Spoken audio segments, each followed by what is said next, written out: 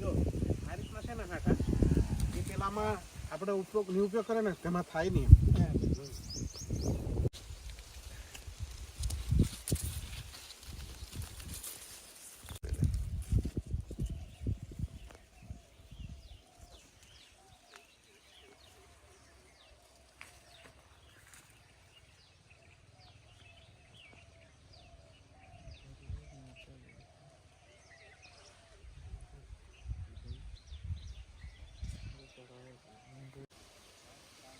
નજીક જ છે એની.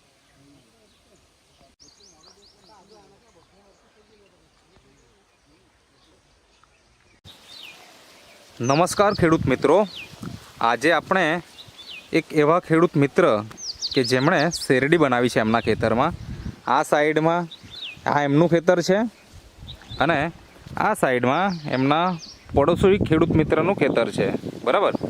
તો વચ્ચે પાડ છે અને પાડ ઉપર આપણે ઊભા છીએ. તો સૌપ્રથમ તમારો પરિચય આપજો. તમારું શું નામ છે? વિક્રમભાઈ બહાદુરભાઈ પટેલ.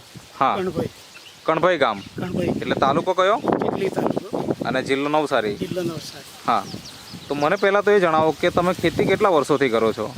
ખેતી તો સાહેબ હું લગભગ અત્યારે સપ્ટેમ્બર જૂન મહિનાથી આ કામગીરી મેં ચાલુ કરી છે. અચ્છા, મતલબ આ પહેલું વર્ષ છે કે પહેલું વર્ષ જ છે, પહેલું વર્ષ. હવે તમારી ઉંમર જોઈને અમને એવું લાગે કે તમે રિટાયર થઈ ગયા એવું એમ. હા, તો તમે કોઈ નોકરી કરતા કે શું એમ? હું પહેલાં સ્ટેટ ગવર્મેન્ટમાં હતો, કલેક્ટર કચેરીમાં એનિમલ હોસ્પિટલમાં. અચ્છા. અને ત્યાર પછી 2009માં 10માં 15માં હું રિટાયર થયો. અચ્છા, અને ત્યાર પછી મેં આ કામ એટલે 2015માં રિટાયર થયા. 2015માં. એટલે રિટાયરમેન્ટના આજે આમ જોવા જાય તો લગભગ 10 વર્ષ થવાના. 10 વર્ષ થવા આવ્યા. 10 વર્ષ થવા આવ્યા. હા હા, બરાબર. અને આ જમીન તમારી છે? હા, એ જમીન મારી છે. ઓકે.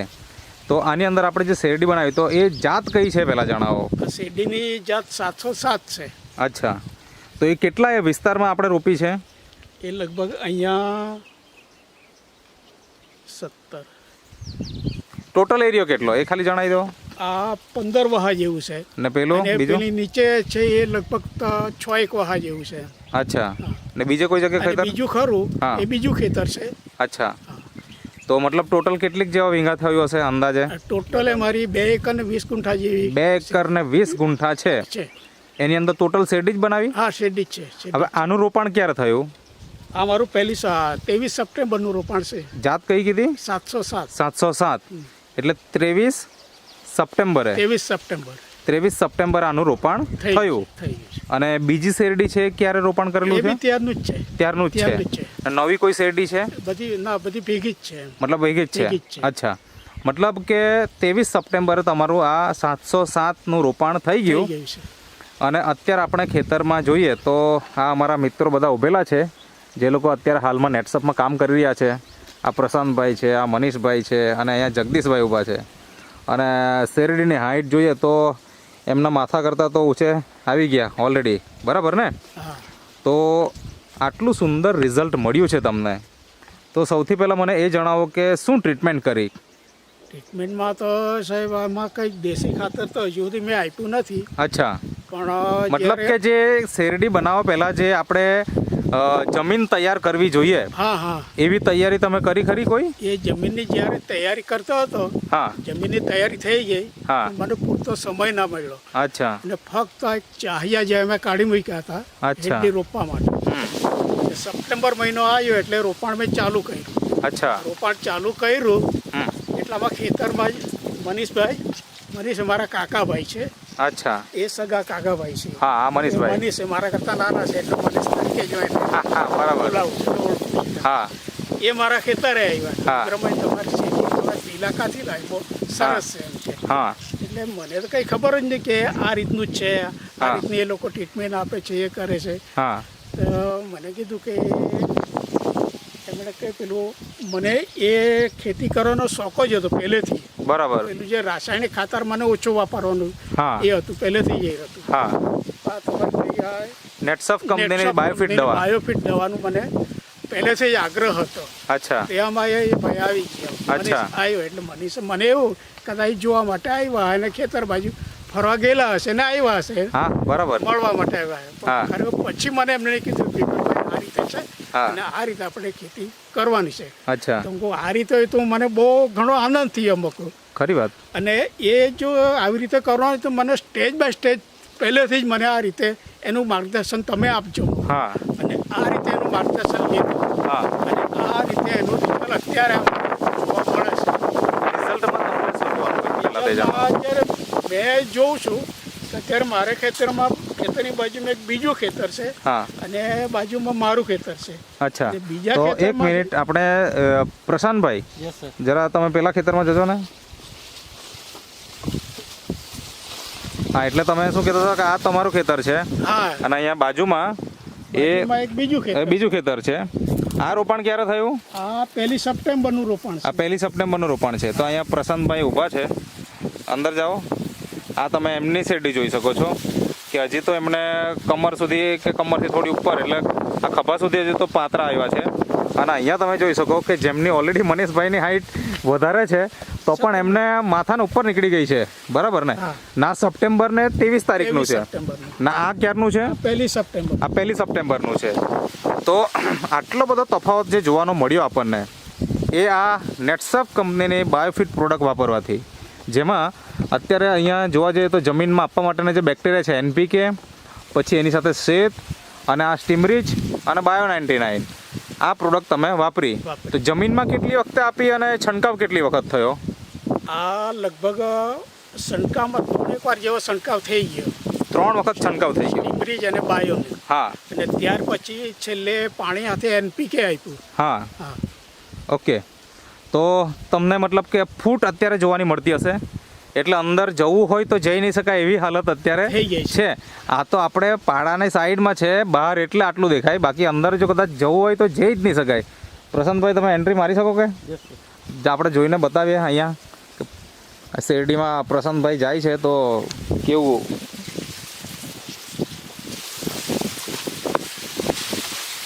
અંદર જવું અચ્છા. તો અઘરું પડશે કદાચ. એક જ મિનિટ. હા પ્રશાંતભાઈ જઈને બતાવો. આ તમે જોઈ શકો જંગલ હોય ને એના કરતાં પણ વધારે ગાઢ શેરડી છે. મતલબ આ ફૂટ કેટલી હશે તો તમે જોઈ શકો છો. આ પ્રશાંતભાઈ આપણને અંદર દેખાતા જ નથી એવી હાલત છે, બરાબર ને? મતલબ ગાયબ થઈ ગયા એવું લાગે. આવી જાઓ પ્રશાંતભાઈ. હા, અચ્છા. તો આટલું જોરદાર આપણને રિઝલ્ટ મળ્યું છે. તો આમ અત્યારે આપણા વિસ્તારમાં એક વીંઘા દીઠ કેટલું ઉત્પાદન આવતું હોય છે શેરડીનું એવરેજ? એવરેજ તો સાહેબ આ તો હું પહેલી વાર જ કરું છું એટલે મને બી બહુ પૂરતો અંદાજ નથી. આજે તમારા બાજુમાં ઊભા છે એ કોણ થાય? એ મારા કાકા છે. કાકા છે. હા. અચ્છા. આ બાજુ શેરડીમાં કેટલું ઉત્પાદન થાય? આ બાજુ જરાક આગળ આવજો. અચ્છા, હારામાં હારું હોય તો 40 થી 45 ટન. તે તો આની વાત, પણ હવે આવો ખેતર હોય ત્યારે કેટલું થાય? જે 35 ટન. હારામાં હારું હોય તો, તો હારામાં હારી ટ્રીટમેન્ટ કરી હોય તો હવે તમને આમાં શું લાગે કેટલું ઉત્પાદન આવે? વધારે લાગશે. કેટલું આવે? એના તો 45 થી 50 ટન હોય. 45 થી 50? હા. મતલબ 30-35 આવતું હોય એની જગ્યાએ જો 45 કે 50 થઈ જાય હા. તો 15 ટન વીંઘે આપણને વધારે મળવાનું. આપણે તો એમ કહીએ છીએ કે 10 ટન મળે તો એ બહુ સારી વાત કહેવાય, બરાબર ને?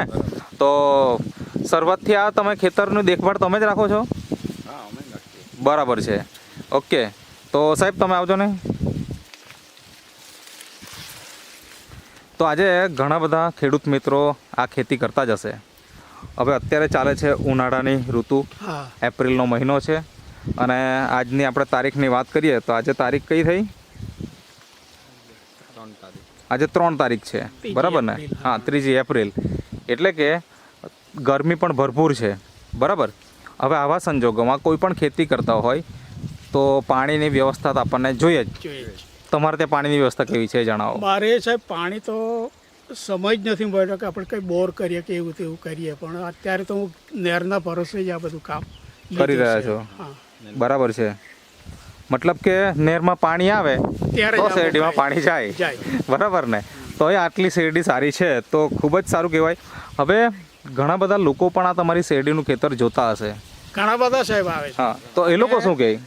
એ લોકો એકદમ જોઈને ખુશ થઈ જાય છે. હા. આવો પાક તો પહેલી વાર જ જોયો છે એ રીતે. અચ્છા, મતલબ પૂછે તમને એમ? પૂછે શું પૂછતા હોય? કે તમે આ એની ટ્રીટમેન્ટ શું કરી, અચ્છા, એટલે કે આ ટ્રીટમેન્ટમાં મૂકો મેં આ રીતે કરું છું અત્યારે. હા. આ પેલું તો આપણે મતલબ કે ખેડૂતોને માહિતી પણ અત્યારે આપીએ છીએ કે ભાઈ આટલી બધી સારી શેરડી થઈ તો કોઈને પણ થાય કે કેવી રીતના આટલું ઉત્પાદન આવી રહ્યું છે. તો એને તમે સલાહ પણ આપી છે કે ભાઈ હા અમે નેટસપ કંપનીની બાયોફિટ દવા વાપરો છો. હવે તમને આપનાર વ્યક્તિ જે આપણા મનીષભાઈ છે, હા મનીષભાઈ, હા સર. મને એ જણાવો, ચાલો તમે તો ઘણા બધા ખેડૂત મિત્ર જોડે સંપર્કમાં છો, હા સર. એટલે તમને ખબર જ હશે કે આમ એકચ્યુઅલી કેટલું ઉત્પાદન આવે અહીંયા? સર આમાં ઉત્પાદન આવવું જોઈએ 50 ટનની ઉપર આવવું જોઈએ. પણ આપણી વસ્તુ નહીં વાપરીએ તો એવરેજ કેટલું આવે આમ? તો સર 22-23 ટન 25 ટનની અંદર 25 ટનની અંદર? વીઘા, હા વીઘામાં અચ્છા, એટલું જ ઉત્પાદન થાય છે. બરાબર. અને જે આપણે પેલા વડીલ કીધું કે 30 થી 35 થઈ શકે, એ તો સારી ટ્રીટમેન્ટ બહુ બધી કરે તો. પણ આપણી બાયોફિટ દવા વાપરે તો અહીંયા 50 ટન સુધી પણ જઈ શકે. તે કટિંગ થશે ત્યારે આપણે ચોક્કસ જોશું કે કેટલું ઉત્પાદન વધ્યું છે. હા સર. તો મનીષભાઈ, કોઈ ખેડૂત મિત્ર તમારો કોન્ટેક્ટ કરવા માંગતો હોય તો કરી શકે, એના માટે તમારો કોન્ટેક્ટ નંબર આપો. Okay sir. મારું નામ મનીષ સુનીલાલ પટેલ, કણભાઈ જગનપડિયા. મારો મોબાઈલ નંબર છે 8200 87 23 54. ઓકે, એટલે કોઈ પણ ખેડૂત મિત્ર તમારો કોન્ટેક્ટ કરવો હોય તો કરી શકે, બરાબર ને? હા સર. ઓકે, તો તમે જે ઇન્ટરવ્યુ આપ્યો તે બદલ તમારો ખૂબ ખૂબ આભાર. Thank you. તમારે ખેડૂત મિત્રોને શું સંદેશો આપવો છે?